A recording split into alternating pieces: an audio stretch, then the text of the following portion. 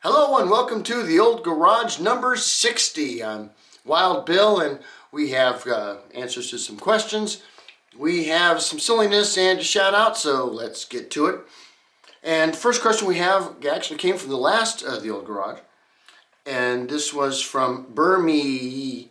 Well, there's 3 E's. So, and the question is, you mentioned that the Chadwick was right-handed, as left-hand drive hadn't yet become standard in the US. I'm assuming the success of the Ford Model T was what led to left-hand drive becoming predominant. I'm also wondering when exactly right-hand traffic became the standard, as I've seen footage from the turn of the century of people, horses, carts, and automobiles all using pretty much whatever part of the road they can. Well, I'm in Drakkenfell fashion, I'm going to answer the second question first. As far as right or left hand on the side of the road, what side you're going to drive, that's actually a long story that you really got to start in the Iron Age, and go into the classical era and development of roads and how they were used throughout civilization over the last couple of thousand years. And I have actually done that. There is a video on this channel, I think it's, it's called Rules of the Road. I think it's special number 15, I think is. But either way, if you go to the channel, the thumbnail shows, left or right with Rules of the Road. That's, it's on there. And watch that. That's going to answer that question for you very thoroughly. As thoroughly as I could anyway. But as far as the side of the car that you actually drive on, whether you're left-hand drive or right-hand drive, now that's a little different reasoning because you have, of course, cars are a later thing to arrive on roads than horse-drawn carriages and such.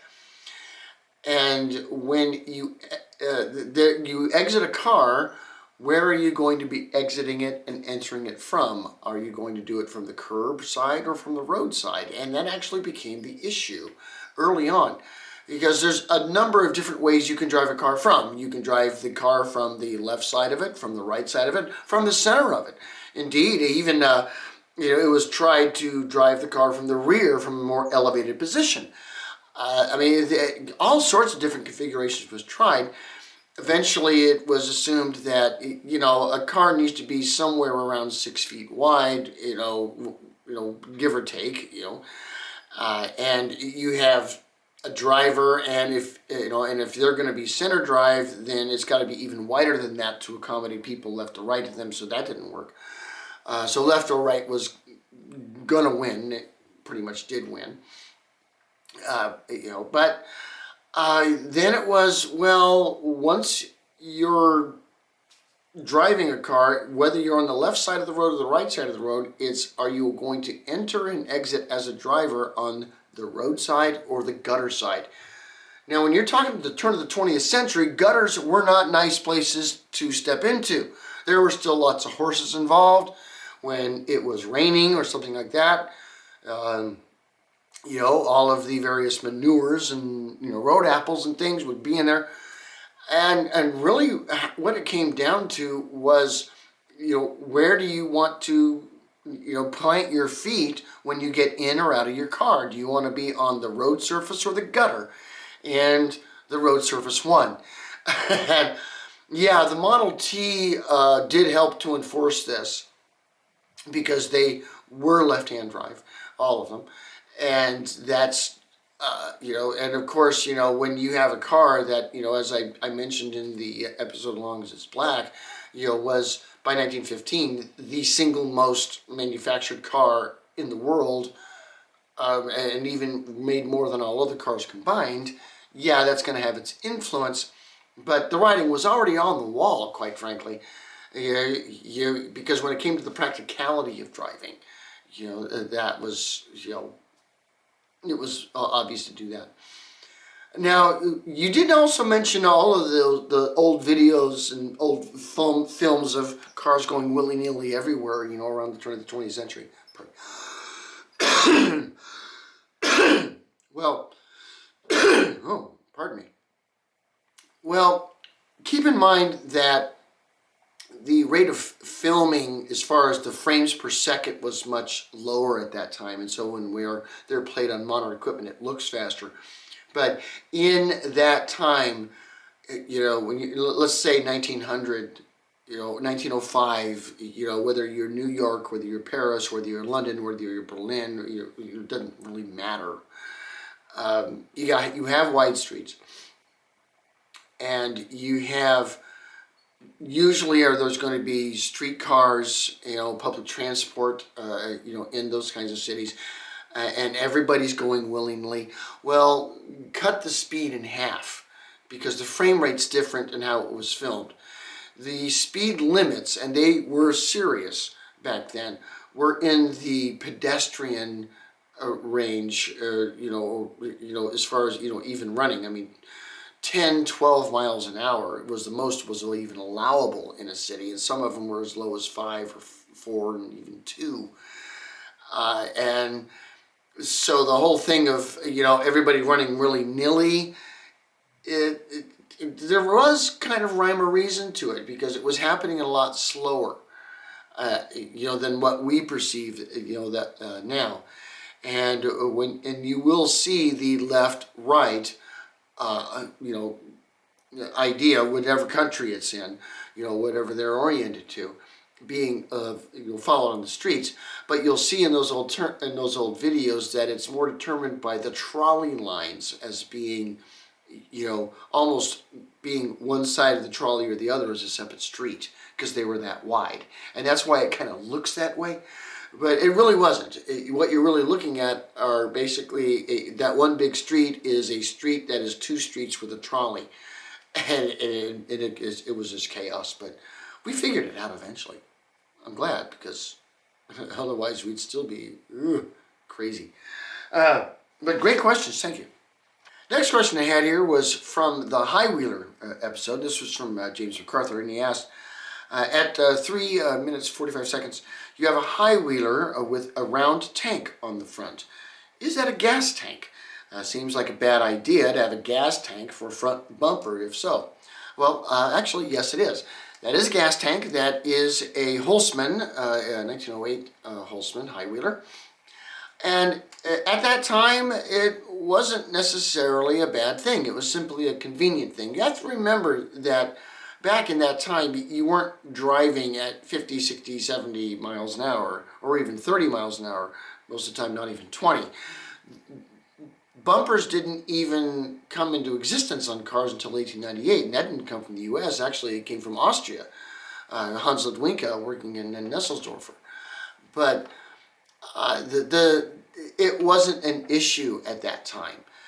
So why not put it there? Because at least, stuff it up front so you can use the back for passengers, for cargo, and other things, because you didn't have the traffic issues that we have today. And that's why it was put up there. And they weren't the only ones. There were quite a few, manufacturers that would put their gas tanks in exposed positions. And also those steam cars like White and such, that were using liquid, gas to fire their boilers to make steam, did the same. It wasn't until after World War I, until cars became more prolific, the speeds of modern traffic became higher, that the kind of thinking that would lead to, why would you put your gas tank right there? Well, back then that wasn't really an issue. It wasn't like a Pinto of 1976, if you get the reference there. Right? The traffic speeds just didn't justify it. You could put it where it was more convenient to make other areas of the car more practical. And And yeah, it does kind of look crazy to us today. Great question. Okay, the next question I have, this came from the Henry Holzman episode, James MacArthur question again. And this question is, just how important were those auto shows in the vintage era? Could they make a car or destroy it? In your opinion, what was more important, the auto show or winning at the races? I think that question depends on the time frame that we're talking about, because car racing didn't start until 1894. And even then, it didn't really get rolling hardcore for a couple of years, whereas the car shows or the World's Fairs, the exhibitions and such predate car racing by 10 years. So, yeah, early on, obviously, it would be the exhibitions, because that's all there was. You didn't have organized car racing. And then once car racing happened, it shifted. And I have to say that in this particular question, winning at the races or the auto show, prior to World War One, I'm going to ultimately say it's going to be winning at the races, and it's because of the media. Because when you have the World's Fairs and the shows and the exhibitions is showing the cars, I mean, that was good press, but races were better press, and so they were more seen in the papers, in the media. And what gets seen in the media is what gets the attention, and so that's where anybody who was anybody in the automotive industry was trying to be successful in races. Because if you get the attention of the press and the newspapers, then awesome, you're rolling, so to speak.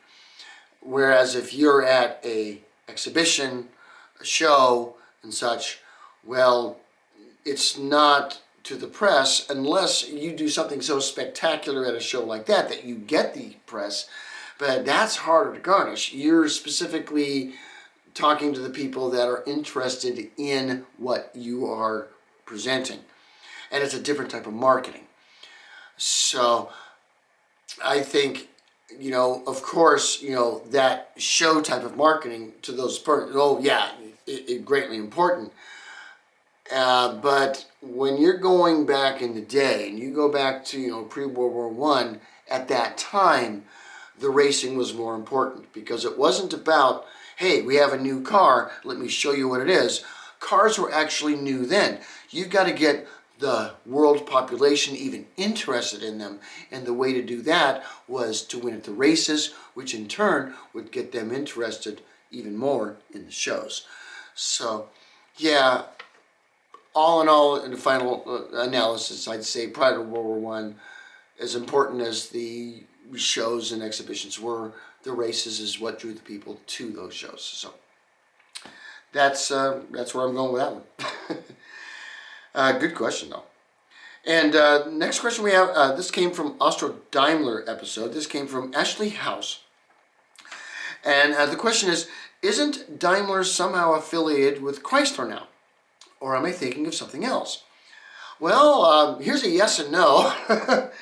Gottlieb Daimler licensed out his productions to a number of different companies. I mean, half a dozen or so.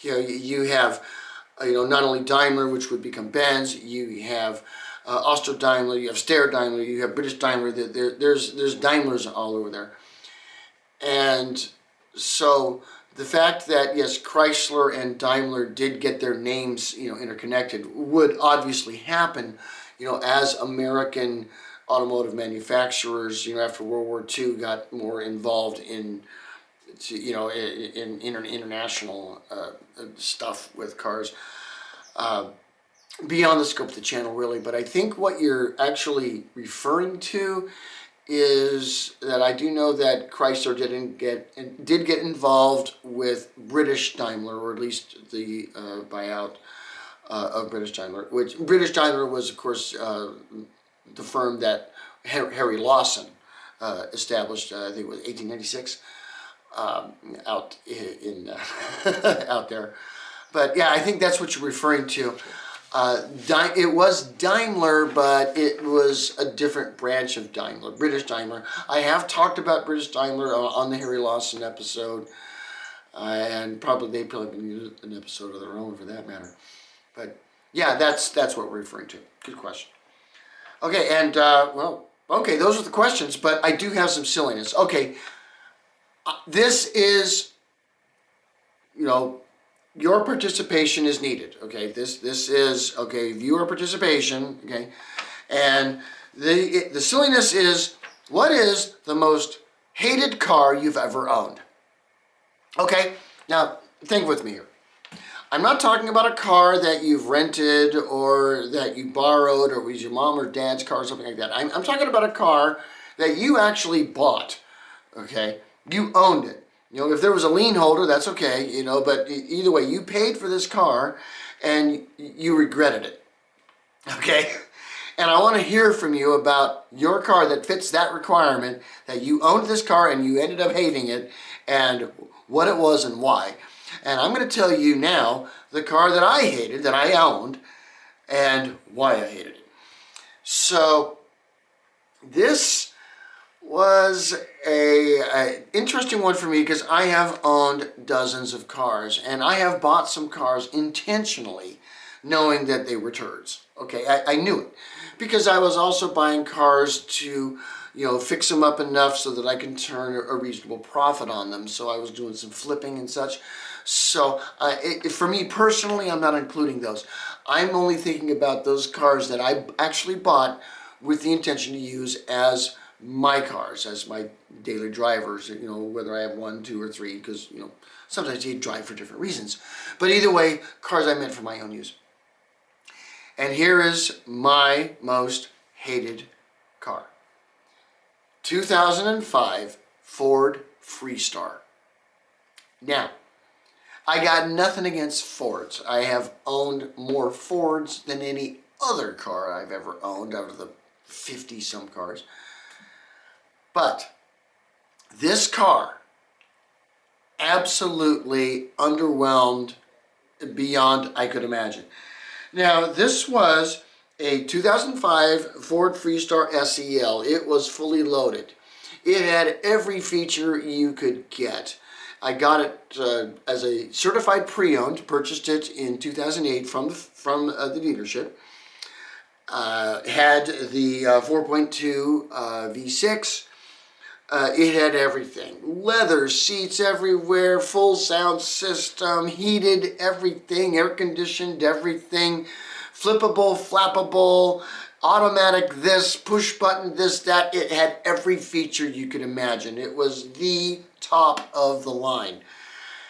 And I absolutely hated the thing. Now, my wife loved it. And the only reason why I bought it was really because of Mama, my mother-in-law. You've seen her on the channel. She's a few times. She's 92 years old.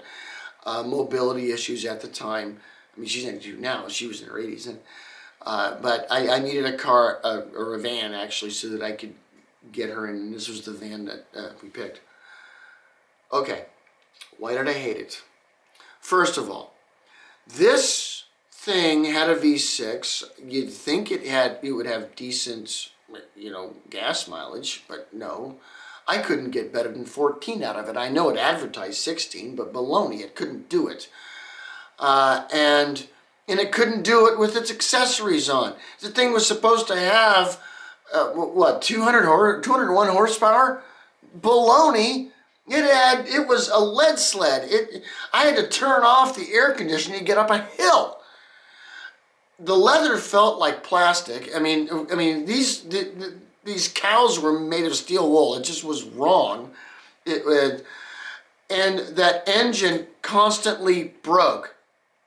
All of the hoses on it would just and just vacuum leaks everywhere would just show up.